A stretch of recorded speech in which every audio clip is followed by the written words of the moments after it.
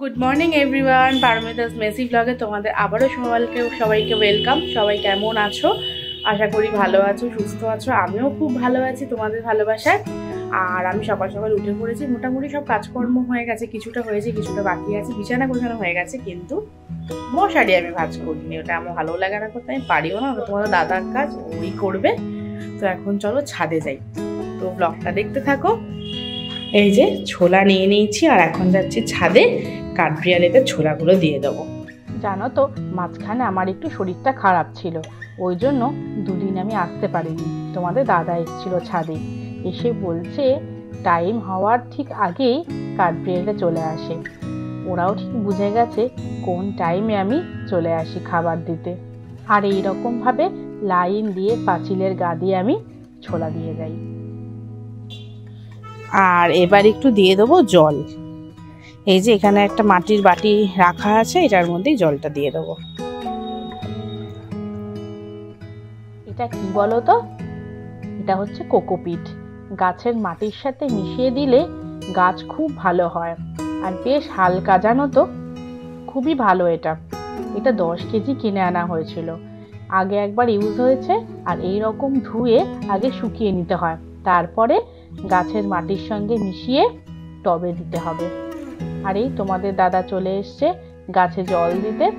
আর এই গাছের সংক্রান্ত কাজগুলি বেশিরভাগ সময় ওই করে। সব কাজ মোটামুটি হয়ে গেছে, চানো হয়ে গেছে, পুজো হয়ে গেছে, আর একটু এখন নিচে কাজ আছে, নারকেল কুড়োবো।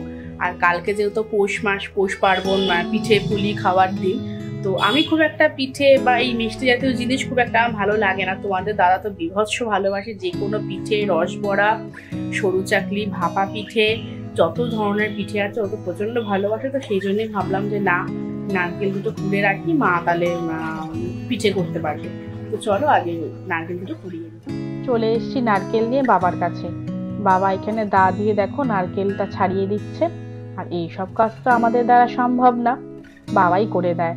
বাবা কিন্তু নারকেল কুড়িয়েও দেয়, শুধু এখন শরীরটা খারাপ বলে আলাম থাক, তোমাকে করতে হবে না, আমি কুড়িয়ে দিচ্ছি নারকেলটা। ওই নারকেলটা ছাড়িয়ে এই দেখো এইটুকু নারকেলটা বেরিয়েছে, আর এখানে দুটো আছে বড় বড়, এই দুটো ফাটিয়ে দিতে বলবো। পিঠে করলে তো অনেকটাই নারকেল লাগবে, দুটো নারকেলে তো হবে না।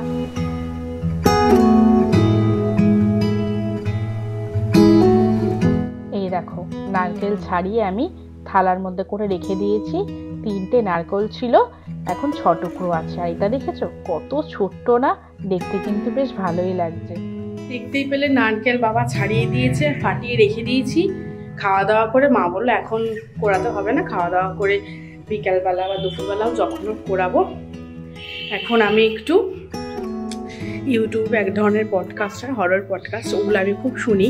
তোমরাও হয়তো জানবে, প্রেত কথা বলে, বা আরও অনেক চ্যানেল আছে, কৌস্তব কুমার, এরকম অনেক চ্যানেল আছে, আমি এগুলো শুনি, খুব ভালো লাগে। তাই ভাবলাম একটু শুনে নিই, এগুলো অনেকদিন শোনা হয় না, নানা কাজের মধ্যে ব্যস্ত ছিলাম। তো চলো পরে আসছি। দুপুরবেলা খেয়ে দিয়ে একটু রেস্ট নিয়ে এখন বাজে হচ্ছে 4টে, সাড়ে 4টে। বসে পড়েছি নারকেল নিয়ে, আর অনেকগুলো নারকেল কোড়াতে কিন্তু সময় লাগবে। আর আমি জানো তো এই কাজগুলো আগে একদম পারতাম না। আমার যে দিদা, সেই দিদাই কিন্তু আমাকে হাতে ধরে সব শিখিয়েছে। আর আজকে নারকেল কোড়াতে গিয়ে সত্যি দিদার কথা খুব মনে পড়ছিল। নিচের সন্ধ্যা দিয়ে চলে এসেছি, এখন দেবো উপরে সন্ধ্যা। নারকেল কোড়ানো মোটামুটি হয়ে গেছে, রেখে দিয়েছি। মা যখন সময় পাবে নারকেল চাই করবে। আর সবচেয়ে বড় কথা হচ্ছে তোমার দাদা হচ্ছে পাটিসাপটা খাবে, তাই ইচ্ছা আছে একটু অল্প করে পাটিসাপটাও করবো। আমারও ভালো লাগে, পিঠের মধ্যে আমার সেরকম সব কটা ভালো লাগে না, পাটিসাপটাটা ভালো লাগে আর সরু চাকলি, এই দুটো জিনিসই আমার ভালো লাগে। আর কোনো রসবড়া তো একদমই না, এত তীক্ষ্ণ মিষ্টি আমি একদম খাই না। রসবড়া, পুলি পিঠে বা দুধ পুলিটা একটু একটু হলে ভালো লাগে খেতে, তবু খাই। আমি আর অন্য কোনো পিঠে খাই না। আর পাটিসাপটাটা বেশ অল্প অল্প গুড়, চিনি, যাই হোক, ওটা দিয়ে পুরটা করে ভালোই লাগে খেতে, বেশ টেস্টফুল হয়। অনেকে ক্ষীর দিয়েও করে, তো আমি তো ক্ষীর দিয়ে খাই না, যেহেতু অত্যাধিক মিষ্টি লাগে। আর দুধ দিয়ে যেহেতু ক্ষীর হয়, আমি ওটা খাই না। তো দেখি, সবটা ইচ্ছা আছে, কোনটা হয় কি হয় না হয়। এই যে আমার গপুকে সন্ধ্যা দেওয়া হয়ে গেছে। আজকে ভোগে দিয়েছি হচ্ছে কিশমিশ আর এই যে অরেঞ্জে ক্রিম বিস্কুট।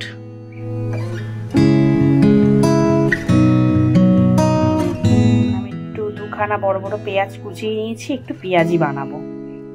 আর এই যে এখানে বেসনও নিয়ে নিয়েছি, আশীর্বাদের বেসন। তো চলো পেঁয়াজিটা বানানো যাক। বেসন দিয়েছি, একটু লাল লঙ্কার গুঁড়ো দিয়েছি, আর এবারে একটু গোলমরিচের গুঁড়ো দেবো, স্বাদ মতো একটু নুন দেবো। শীতকালে কিন্তু এরকম পকোড়া খেতে দারুণ লাগে বলো। এটাকে ভালো করে মাখবো। আর এই দুটো কুমড়ো ফুল আমাদের গাছে হয়েছিল, তাই তুলে এনেছি। এই দুটো কুমড়ো ফুলেরও বড়া করব পেঁয়াজের পকোড়ার সাথে। গাছের কুমড়ো ফুল তুলে বড়া করার মজাই কিন্তু আলাদা বলো। ব্যাটারটাও রেডি, চালের গুঁড়ো, বেসন, একটু নুন, একটু লঙ্কার গুঁড়ো, একটু গোলমরিচের গুঁড়ো, আর এখানে পেঁয়াজ পকোড়ার জন্য রেডি করে নিয়েছি। আর এখানে আমি কড়াইয়ে তেল দিয়েছি, তেলটাও গরম হচ্ছে। তোমাদের তো দেখালামই গাছ থেকে কুমড়ো ফুল দুটো তুলেছিলাম। ভাবলাম দুটো কুমড়ো ফুল কি ভাজবো, একটু পেঁয়াজ পকোড়া করি। আর তোমাদের দাদা বাবা সবাই কিন্তু এই ধরনের বড়া পকোড়া খেতে খুবই ভালোবাসে, তাই যেমন ভাবা তেমন কাজ। চটজলদি কিন্তু পেঁয়াজ কুচিয়ে নিয়ে আমি ভাজা শুরু করে দিয়েছি।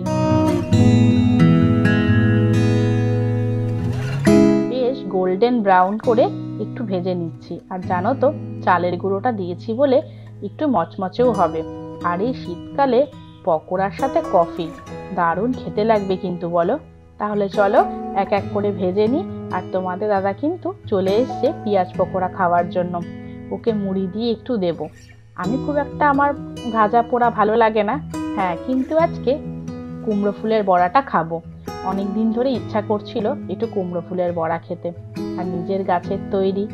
আর তারপর ওদেরকে সবটা দিয়ে আমি এখন নিজের জন্য একটু কফি বানাচ্ছি। আর জানো তো যে যেটা ভালোবাসে তার জন্য যদি সেটা নিজের হাতে বানানো যায় তার কিন্তু আনন্দটাই আলাদা। এখানে রুটি আমি বেলে নিয়েছি, মোটামুটি বেলা হয়ে গেছে। আর এখানে দেখো আমি চাটাও বসিয়ে দিয়েছি, রুটিগুলো আগে করে নিই। আমার জানো তো মাঝে মাঝে খুব মনে হয় এই যে আমরা যে সংসার করছি সেখানে কিন্তু আমাদের তেমন কিছু করতেই হয় না, সব কিছুই কিন্তু খুব আপডেটেড। কাচার জন্য ওয়াশিং মেশিন, মশলা করার জন্য মিক্সি মেশিন, সব কিছুই কীরকম কম সময়ে তাড়াতাড়ি হয়ে যায়। আর আমাদের মারা কিন্তু খুব কষ্ট করেছে, এইসব কিন্তু কোনোদিনই আমাদের মারা পায়নি।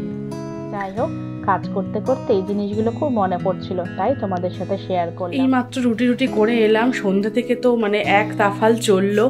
পেঁয়াজি করা, বড়া ভাজা, রুটি করা হলো। এখন ওপরে এসছি, এখন গোপালকে শয়ন দেব। এখন বাজে হচ্ছে 8টা, এরকম সময় আমি গোপালকে শোয়াই। আর তারপরে একটু বসবো বলতে কাজ সেরকম কিছু এখন আর নেই। আবার সে রাত্রে 9টা সাড়ে 9টায় যখন নামবো তখন আবার কাজ হবে। এখন একটু মার সাথে কথা বলবো, দিদাকে ফোন করব, মানে এই করে এই 1 ঘন্টা আমার কেটে যায়। এই যে গপু শুয়ে পড়েছে, গপুর চুল, মাথার মুকুট সব আমি রেখে দিয়েছি। এখানে বাসিও আছে। আর গপু রাত্রে যেহেতু জল খাবে, সেই জলটাও আমি যে দিয়ে এখানে ঢেকে দেবো।